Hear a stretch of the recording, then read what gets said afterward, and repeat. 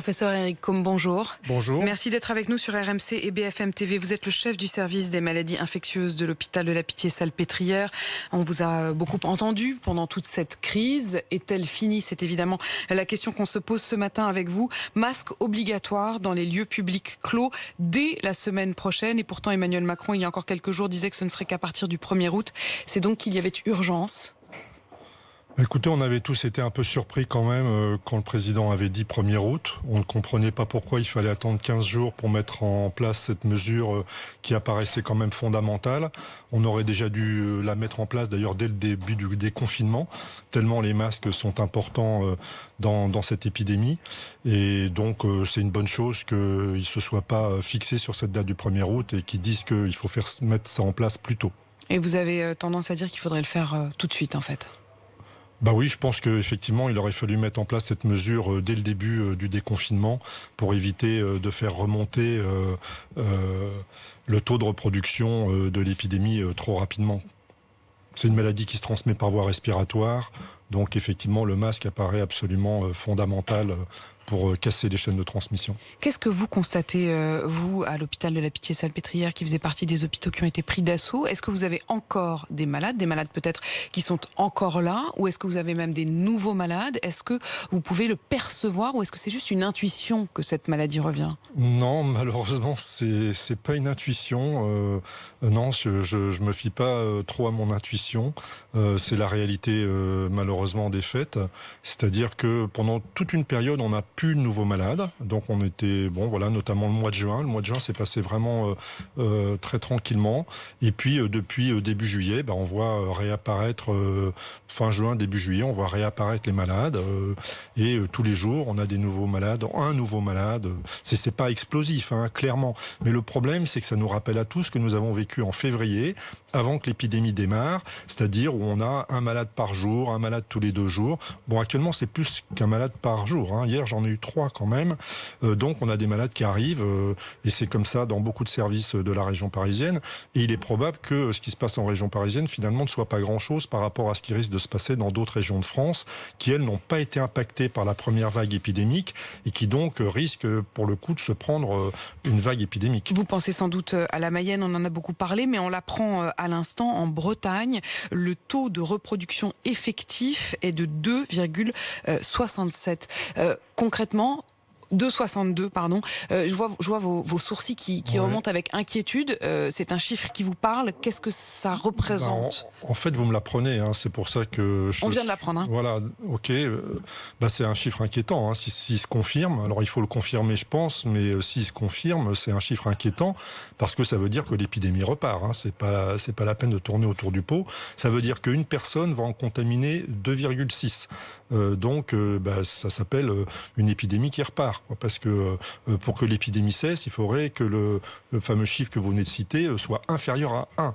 Or là, il est presque à 3. Donc c'est à peu près les chiffres qu'on avait d'ailleurs au moment du début de l'épidémie en mars. Donc ça, c'est inquiétant. Mais ce que vous décrivez en Bretagne se passe probablement dans d'autres régions de France.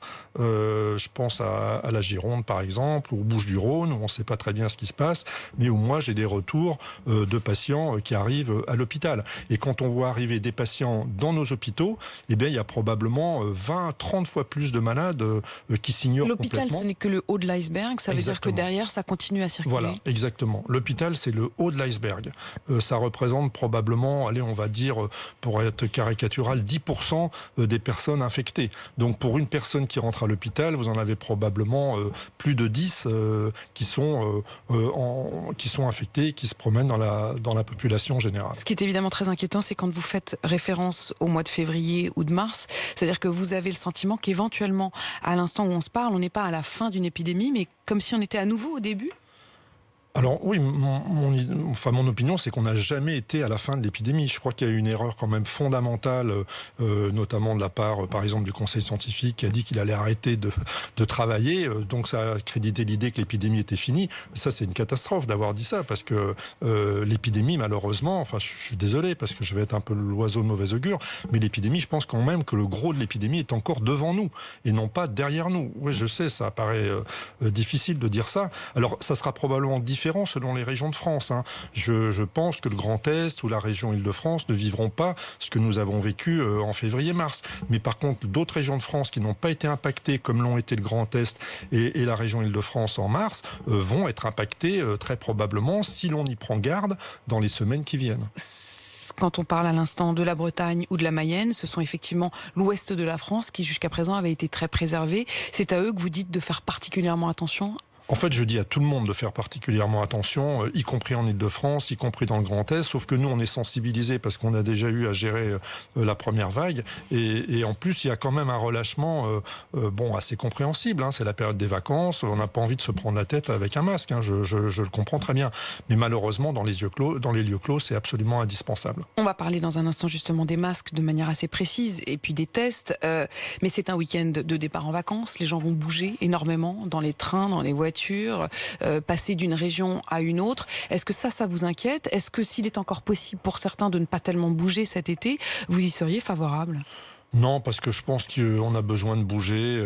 C'est très important pour faire respirer notre cerveau. Mais il faut bouger de manière intelligente, c'est-à-dire en respectant les autres, en faisant attention et en portant le masque, notamment dans les transports publics. Les masques, on le disait, ce sera donc obligatoire à partir de la semaine prochaine. Les espaces publics clos, il y a encore une définition à en donner. Est-ce que, en toute sincérité, par exemple, l'intérieur d'un restaurant, une salle à l'intérieur d'un restaurant, ça vous paraît être un endroit où désormais on peut aller forcément sans masque, puisqu'il y a quand même, quand on s'alimente et quand on mange, on est obligé de l'enlever ce masque. Comment on fait concrètement ? Et là, je demande vraiment aux médecins que vous êtes, aux professeurs, de nous dire son sentiment le plus rationnel possible. C'est vrai que c'est difficile parce qu'en fait ce virus challenge notre mode de vie et notre façon de vivre ensemble, et ça c'est difficile. Disons que dans les lieux clos où on ne peut pas ventiler, où on ne peut pas aérer, il faut porter le masque. C'est malheureusement terrible comme constatation. Dans les lieux clos où on peut aérer, où on peut ventiler, et notamment il faut profiter de l'été pour dire quand même on peut être les fenêtres ouvertes, il n'y a aucun problème. Là, je pense qu'il n'y a pas de problème majeur à enlever le masque. Je dis bien problème majeur, mais sous réserve que l'on puisse aérer. Si on ne peut pas aérer les locaux, les ventiler, je pense que c'est très compliqué. Donc, et la question de la manipulation, par exemple, si on prend l'exemple des restaurants, le fait qu'on manipule les couverts, on manipule les assiettes, on manipule les verres, est-ce que ça vous inquiète ou est-ce qu'au contraire, vous pouvez rassurer ceux qui nous entendent? Oui, non, je pense qu'il ne faut pas non plus tomber d'un excès dans l'autre. Je pense que le principal, c'est le port du masque parce que c'est une maladie qui se transmet par voie respiratoire. Je pense que la transmission par contact, je ne dis pas qu'elle n'existe pas, bien évidemment, elle existerait probablement, mais en se lavant les mains, en faisant attention, il faut rassurer les gens, il ne faut pas non plus devenir parano avec ce virus. L'important, c'est le masque, voilà, et évidemment de se laver les mains régulièrement, mais il ne faut pas non plus s'arrêter de vivre à cause de ça. Le masque, c'est le masque chirurgical ou le masque en tissu, ça protège surtout les autres, au fond. Est-ce qu'il faudrait imaginer éventuellement pour les personnes les plus fragiles ou les plus à risque, qu'ils aient des masques qui les protègent eux? On pense au masque FFP2 dont on parlait au début de l'épidémie. Aujourd'hui, tout le monde met des masques plus simples. Faudrait-il que ceux qui sont les plus exposés aient des masques de meilleure qualité? Écoutez, je pense que déjà, si on respecte le port du masque chirurgical, déjà, c'est très bien.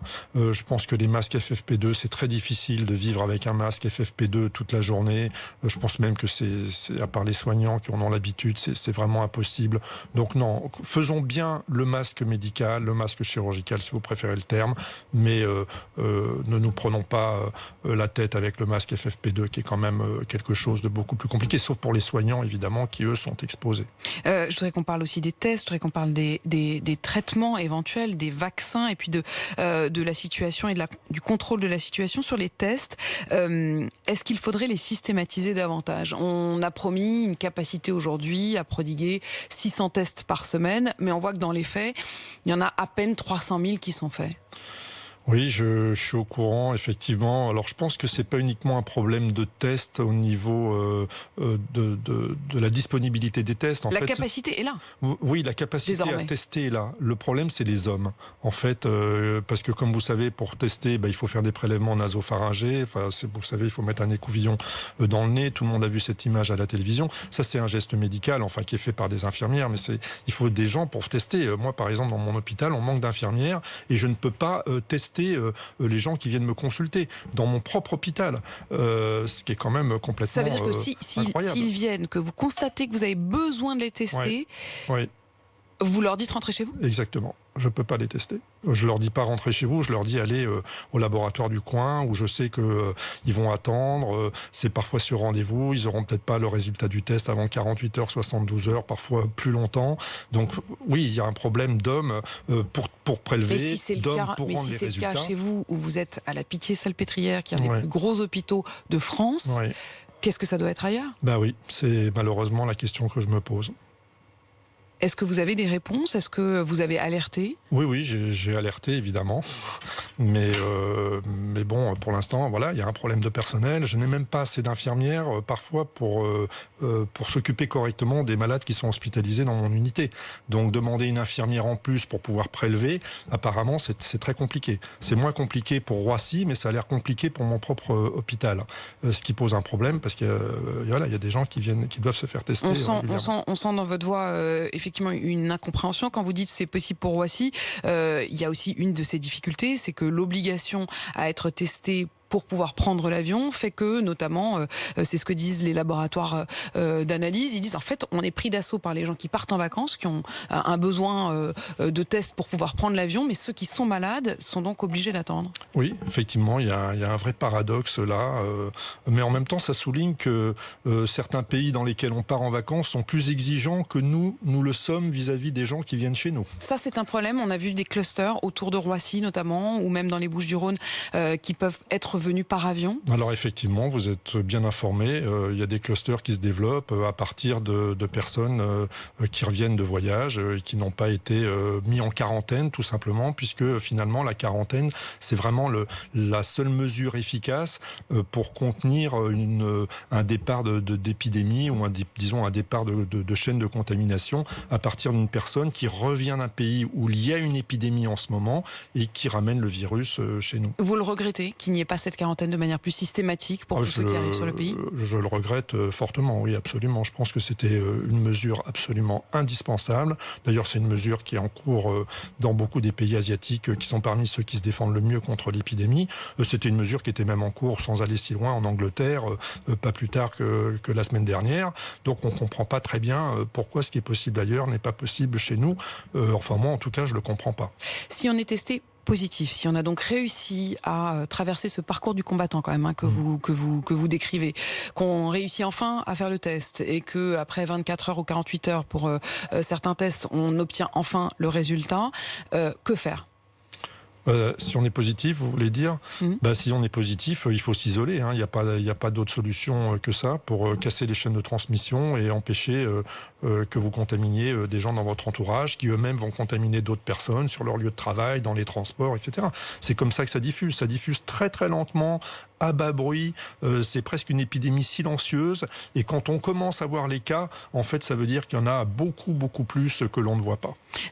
Parlons des traitements. Est-ce que à ce jour, on doit regretter qu'il n'y ait toujours aucun traitement, ou est-ce que vous commencez à avoir de l'espoir sur certains traitements? Alors écoutez, c'est assez simple pour les traitements. Il y a deux phases dans la maladie. Il y a la phase du virus et puis il y a la phase de la réponse immunitaire qui se fait de manière inappropriée chez un certain nombre de personnes. C'est ce qu'on a appelé l'orage immunitaire ou orage cytokinique, peu importe le terme.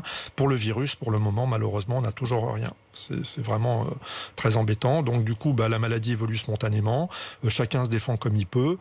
Et certaines personnes font cet orage immunitaire dont on parlait. Mais pour l'orage immunitaire, on a des médicaments qui marchent.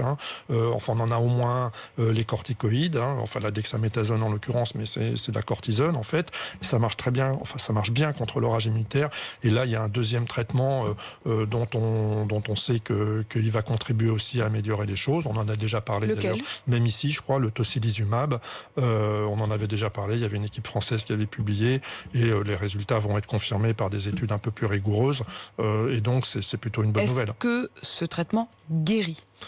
Alors, ce traitement permet de passer le cap de l'orage immunitaire, et après, on guérit et on est immun pour un temps qu'on espère le plus long possible. Est-ce que ça veut dire, professeur Eric Combe, que potentiellement c'est une maladie dont on arrivera à ne plus mourir ?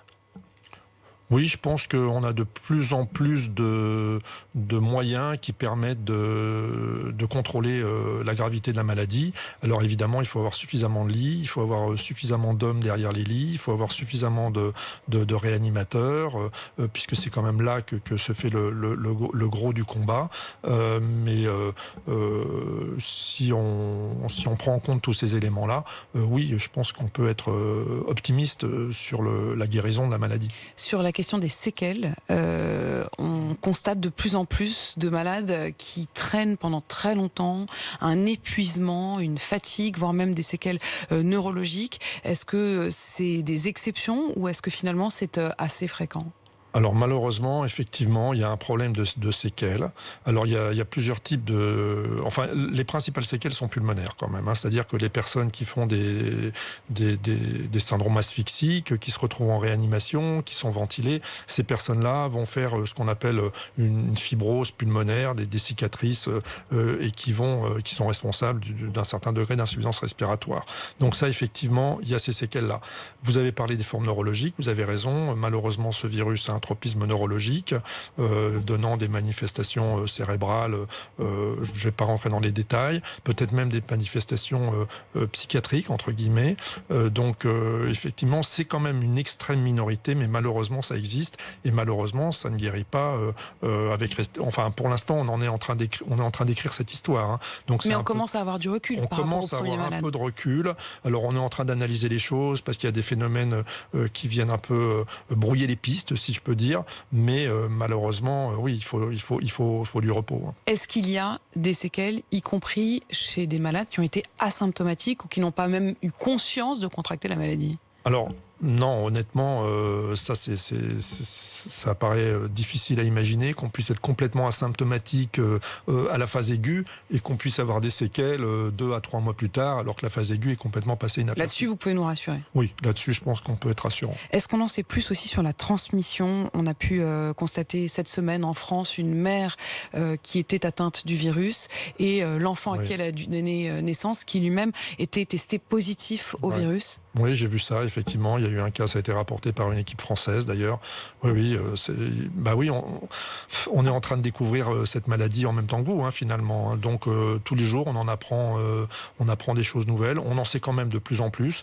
Mais effectivement, au mode de transmission respiratoire vient se rajouter le mode de transmission potentiellement de la mère à l'enfant in utero. Oui. On en sait quand même un peu plus. Comment vous la définiriez aujourd'hui avec ce début de recul, cette maladie ? Est-ce qu'on a fait des erreurs au début parce qu'on avait peu de connaissances ou des mauvaises connaissances ? Des erreurs, vous savez, on en a tous fait. Au-delà des questions du matériel. Oui. Alors les matériels, bon, c'est plutôt un problème de pénurie qu'un problème d'erreur. C'est un manque d'anticipation plutôt. Mais des erreurs, oui, on en a tous fait. L'important, c'est de ne pas en refaire et surtout de ne pas refaire les mêmes, parce que ça serait quand même catastrophique, parce que les mêmes causes produiront les mêmes effets. Donc, si on fait pas bien les choses, eh bien, on va voir exactement les mêmes phénomènes se réapparaître.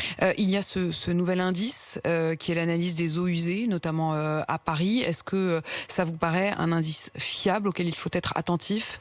Oui, je crois que pour tous les spécialistes, l'histoire des eaux usées, c'est assez intéressant. On voit le virus qui circule quasiment en temps réel.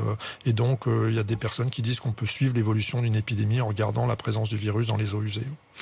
Comment est-ce que vous imaginez les prochaines semaines ? Vous disiez tout à l'heure, à propos de la résurgence du virus, vous disiez si nous n'y prenons pas garde, est-ce que ça veut dire que si on y prend garde, on peut encore inverser la tendance ? Ah oui, je suis persuadé que si on y prend garde, on peut inverser la tendance. Hein. Alors ça, c'est pour moi une évidence. Il n'y a aucune raison que ce qui a été fait en Allemagne ne puisse pas être fait en France. Enfin, à mon sens, quand on me dit que ce qui est fait en Asie ne peut pas être fait en France, je veux bien essayer de l'accepter et de l'entendre, même si parfois je ne comprends pas tellement. Mais ce qui est fait en Allemagne, il n'y a aucune raison qu'on ne puisse pas le faire en France. Qu'est-ce qu'ils font de plus encore aujourd'hui que nous ?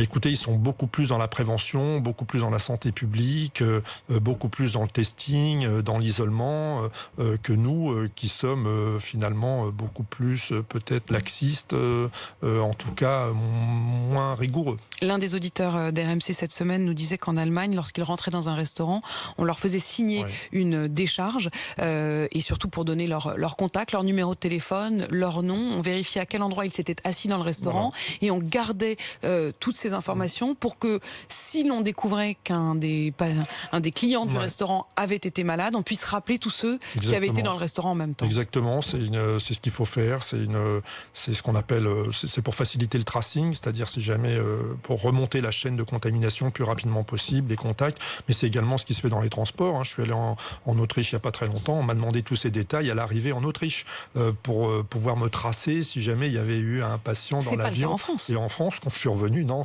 on m'a demandé si j'avais des symptômes du Covid et c'est tout. Et puis ensuite, vous pouvez vous promener dans la nature. Je peux me promener dans la nature comme je veux, sans qu'on puisse me tracer. Est-ce que vous seriez favorable? Est-ce que vous, vraiment, en tant qu'infectiologue, vous dites, mais dans les restaurants, on devrait faire la même chose en France? Je suis persuadé qu'on devrait faire la même chose. Après, je pense qu'il y a un problème de liberté individuelle. Enfin, je pense que c'est ça qui doit être le facteur paralysant, entre guillemets. Mais il va falloir qu'on réfléchisse à ça. Est-ce qu'on préfère nos libertés individuelles à notre mode de vie, puisque quelque part, si on laisse ce virus se développer, ça va remettre en cause notre mode de vie. Oui, mais est-ce qu'il ne faut pas mieux justement accepter ce genre de petites contraintes aujourd'hui pour ne pas remettre en cause de manière plus féroce le mode de vie? C'est exactement ce que je pense.